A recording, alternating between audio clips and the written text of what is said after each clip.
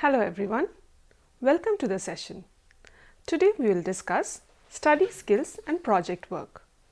The objectives of today's lesson are to understand the importance of study skills and project work, to learn about the different types of study skills, to find out how students can be trained in study skills, to be aware of the importance of project work, and to discuss the parts of a project work manuscript and how we can evaluate a project work.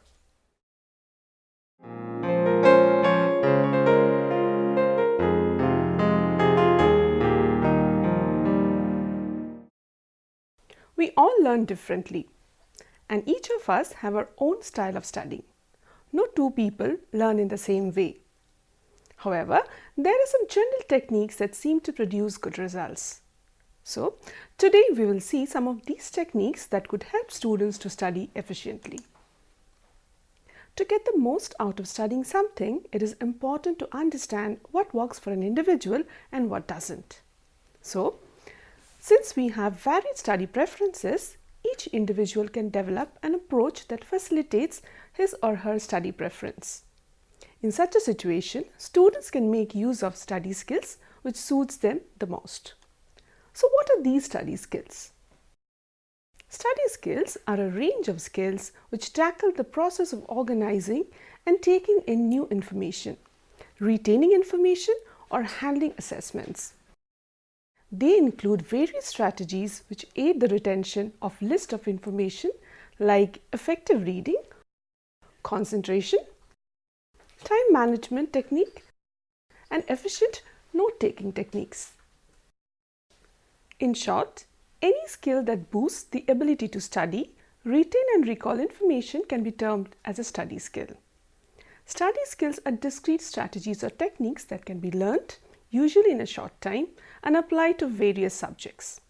Moreover, training in study skills would make students independent learners.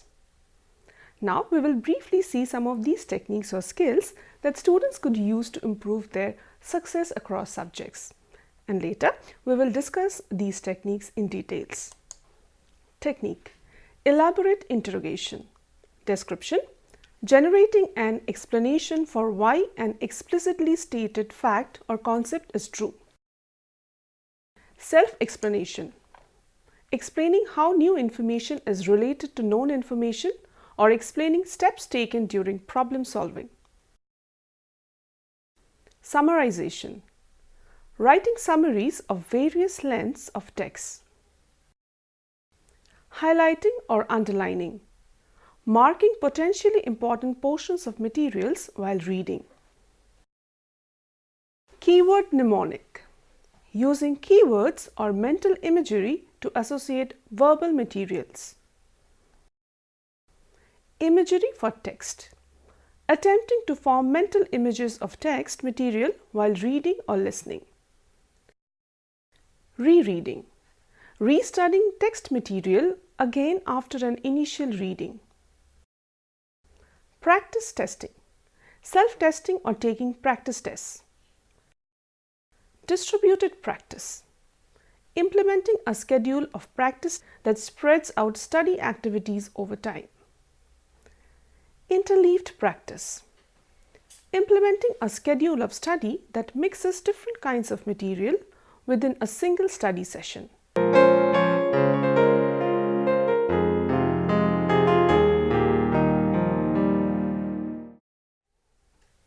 There are numerous study skills that an individual can adopt based on his or her preference. Some of the major and common techniques will be briefly discussed here. The first skill that we will discuss today is mind maps. Mind maps were developed by Tony Buzan. He is an author and an education consultant. He launched his own software program to support mind mapping called iMindMap in December 2006. He has authored several books like Use Your Memory, Master Your Memory, Use Your Head, the Speed Reading Book, and the Mind Map book, etc. Mind map is a pictorial or a graphical way to represent ideas and concepts.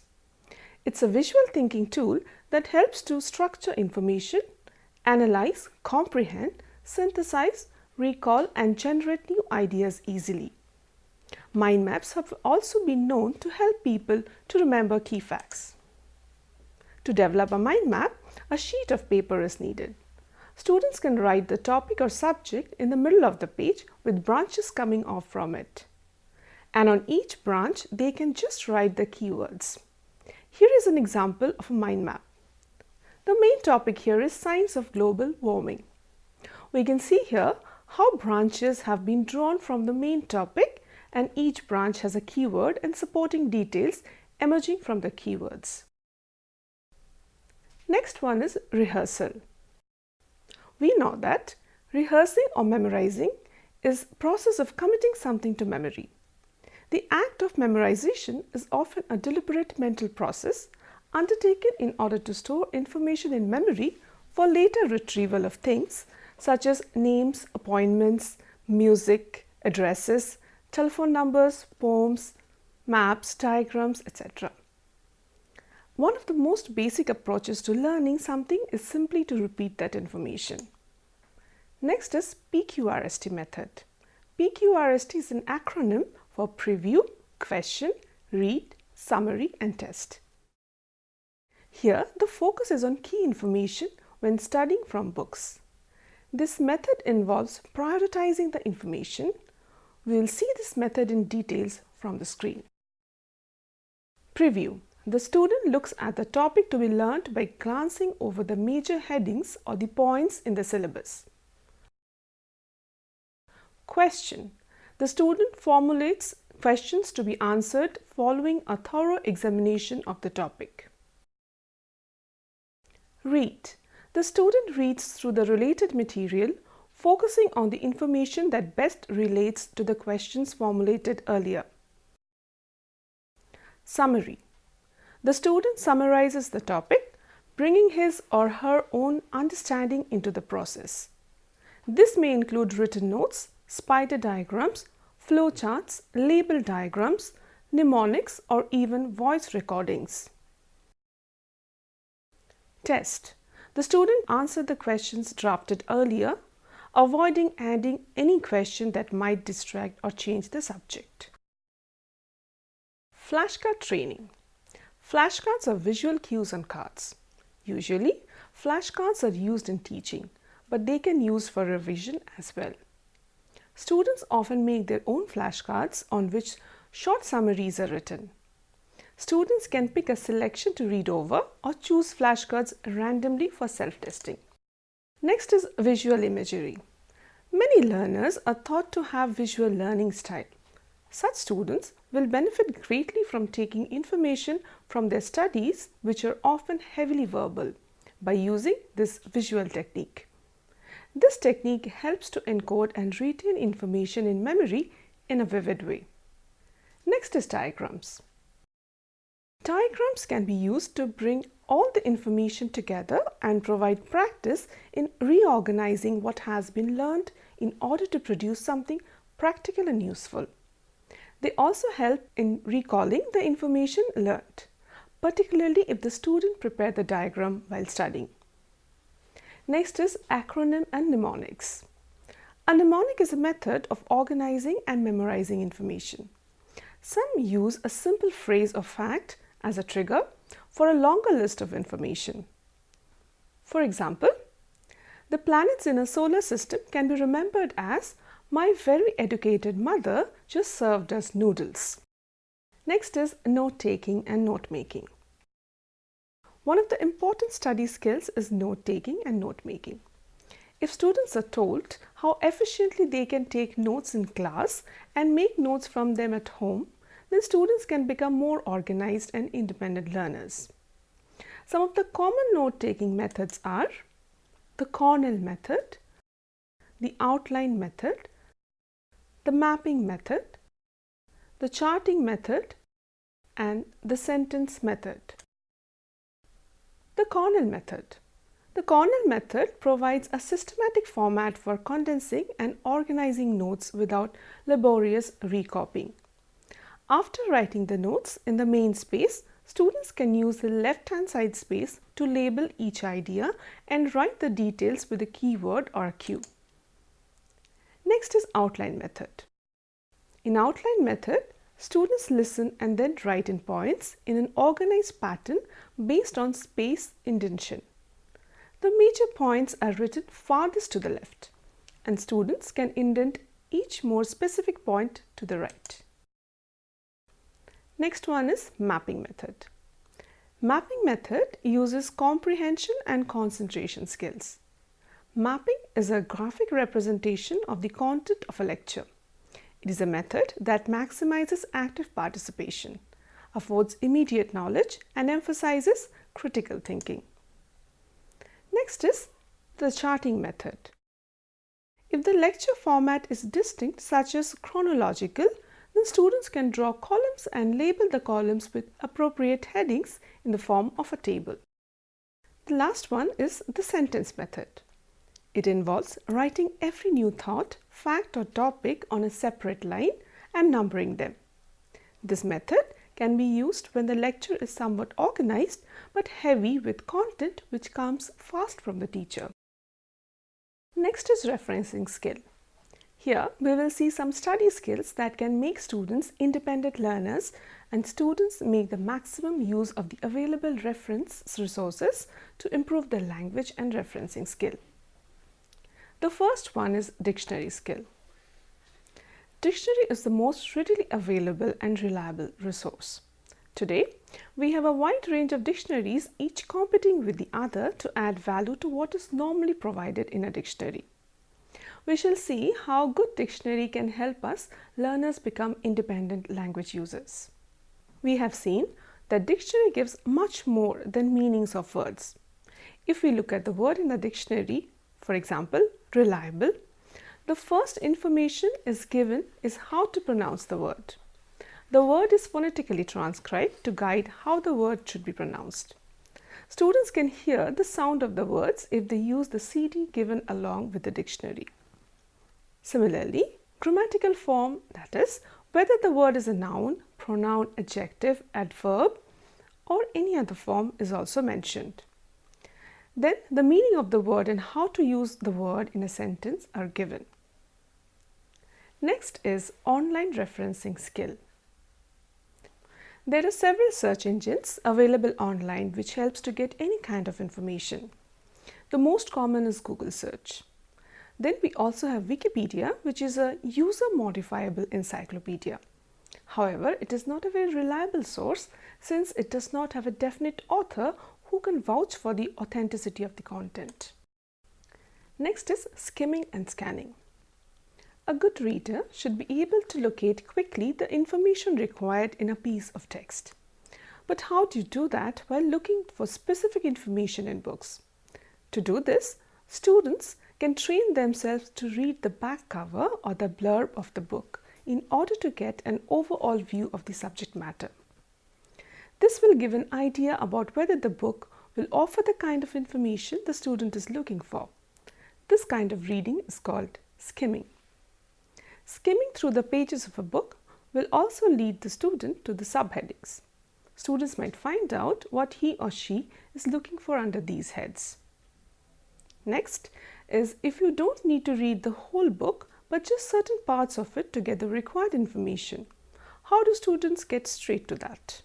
First, students need to look up the contents page. This will tell if the matter has received adequate attention.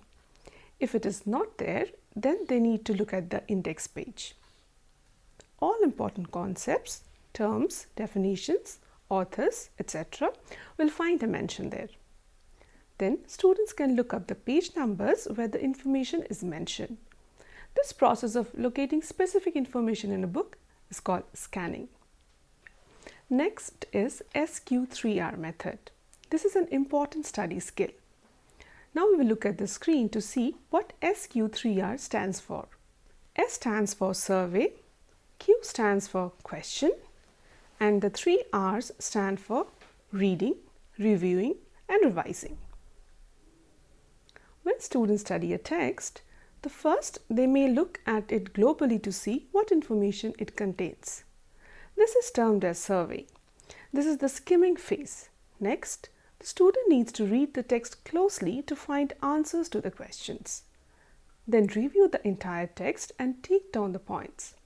Then revise to see if they have understood the essence of the text. This process will help to retain the information better and longer. At this point, the students can also represent the information diagrammatically. Next is time management, lifestyle changes, and study environment. Often, effectiveness in studies may be achieved through changes to things unrelated to the study material itself, such as time management, motivation, avoiding procrastination, and improvements in sleep and diet. Time management in study session aims to ensure that activities that achieve the maximum benefit are given the maximum focus. In addition to time management, sleep is an important lifestyle change that could affect studies. It is a fact that sleeping adequately can help to study well, because the brain can process more facts when it has had the rest it needs every night. Apart from time management and sleep, emotional state of an individual is also vital. Hence, these aspects need to be kept in mind while a student is making study plans.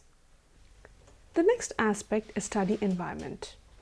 Studying can also be more effective if one changes their environment while studying.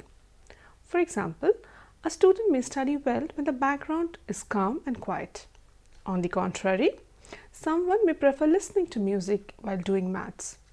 Teachers can guide students to find out what works for them and what suits them the best.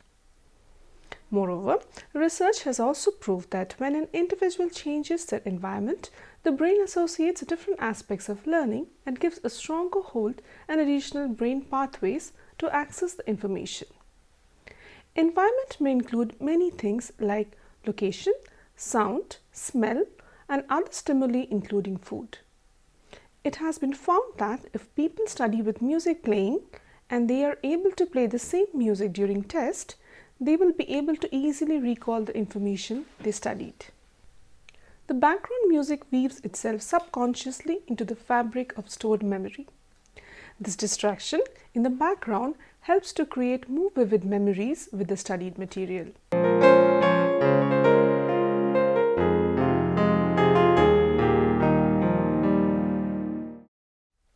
Project work is a learning experience where the goal is to provide students with the opportunity to combine knowledge from various areas of learning and critically and creatively apply it to real-life situations. This entire process involved in doing a project work enhances students' knowledge and enables them to acquire skills like collaboration, communication, and independent learning, which in turn prepares them for lifelong learning and challenges that lies ahead.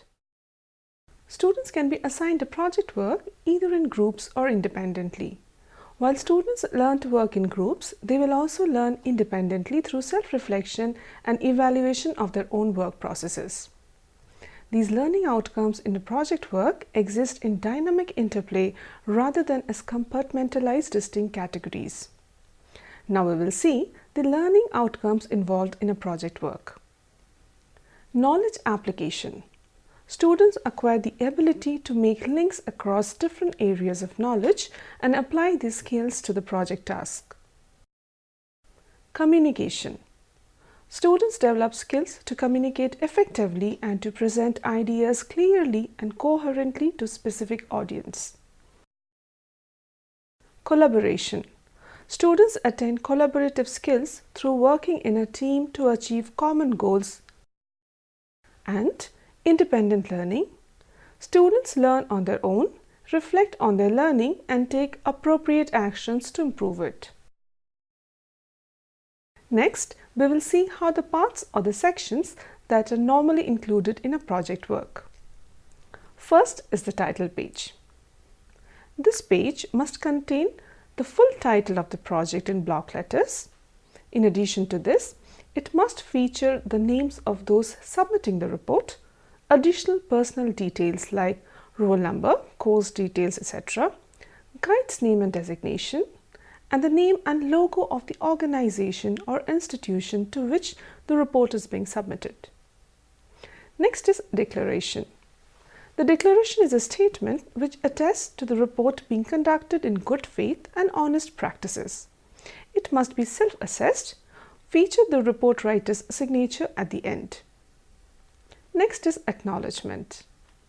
In this page, the report writer expresses his or her gratitude towards the people who helped in the successful completion of the project. Next is abstract. This is a summary of the report covering the main objective and aim of the project, the background information, processes and methods used, and the methodologies implemented, followed with a brief conclusion with 2 to 3 lines talking about the results and scope of the project. Next is table of contents. Table of contents provide a complete sketch of the title, subtitles, headings and other elements in the report. Then comes list of figures and list of tables. A detailed list of figures and tables helps the reader to locate diagrams, charts and tables in a document. This should be numbered by chapter and page number. Next is list of abbreviations and symbols. Readers may be unfamiliar with technical symbols or abbreviations used in the report. Hence, this is an essential list. These need not be numbered or indicated chapter-wise. Next is the most important part, which is the body of the manuscript. The body can be divided into multiple chapters. The body should begin with an introduction containing brief background information, the methodology implemented for problem solving, and the outlines of the results and future scope of the project. Some reports may also include literature review, a separate chapter in itself, which discusses all the prior research conducted in the field that helps take the existing body of research forward. Subsequent chapters discuss the project in detail, accompanied with pictorial representations, tabular demonstrations, diagrams, flowcharts, etc., wherever necessary. Next is conclusions and recommendations. The report must conclude by briefly going over what has been established and what steps can be taken to address the problem. The recommendation can also include suggestions for further research or development.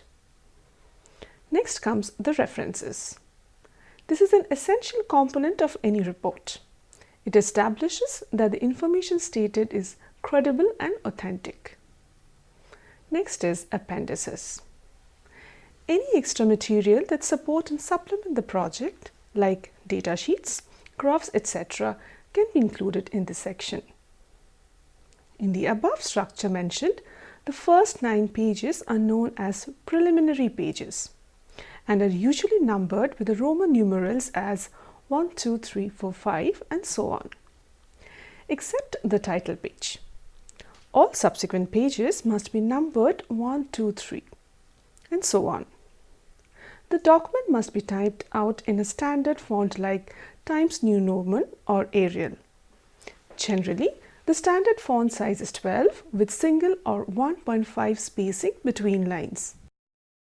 Ensure the text is free from syntax error or spelling errors. Students can do project work in any subject. At a school level, students can collect data by observing and reporting the same. They ask questions in the form of a semi-structured interview or open-ended questions, or doing a small test or experiment. And to evaluate a student's project work, teachers can take into consideration aspects like how much in-depth investigation that a student has done in his or her project, and whether he or she could meet the challenge of applying skills, knowledge, and strategies from different content areas in order to do an authentic research, and if they could think deeply to solve problems and draw conclusions. So far, we have discussed study skills and project work briefly. Now let's have a quick recap of what we have discussed so far. We began our discussion with study skills, its types. We have looked at many types of study skills, and then we have seen how students can be trained to use these study skills. Next, we discussed project work and parts of a project work manuscript. Thank you.